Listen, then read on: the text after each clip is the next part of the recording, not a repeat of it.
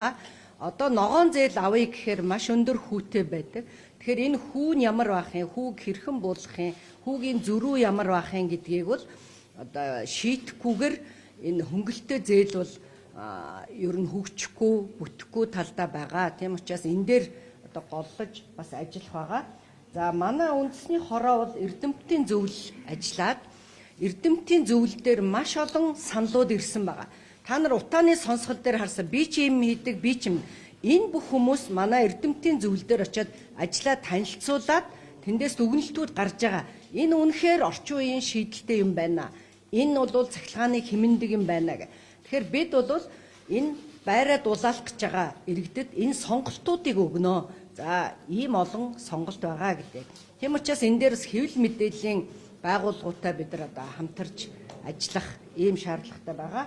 За бас нэг чухал асуудал бол үндэсний хороо энэ 200 мянган тонн түүхийн нүрс төлдөг 173 уурын зуух 2263 одоо аж ахуйн нэгжүүдийг 10 дугаар сарын бид нар 9 дугаар сарын 1-ээс одоо энэ хуучнаар нүрс төлөвлөхгүй шүү гэдэг албан бичгээ өгсөн.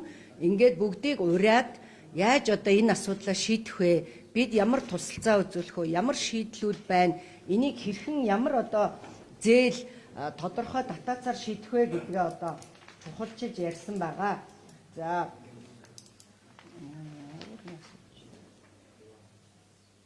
За нэг чухал асуудал бол аж ахуйн нэгжийн 1% орлогын албан татвараас бид бас энэ агаарын бохирдлыг бууруулахад зарцуулна гэд зарласан.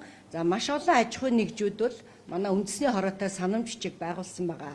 За энэ ажлыг эрчимзүүлэх зорилгоор энэ 7 хоногт бид бас аж ахуйн нэгжүүдийг одоо урьж уулзалтуудыг бол хийн.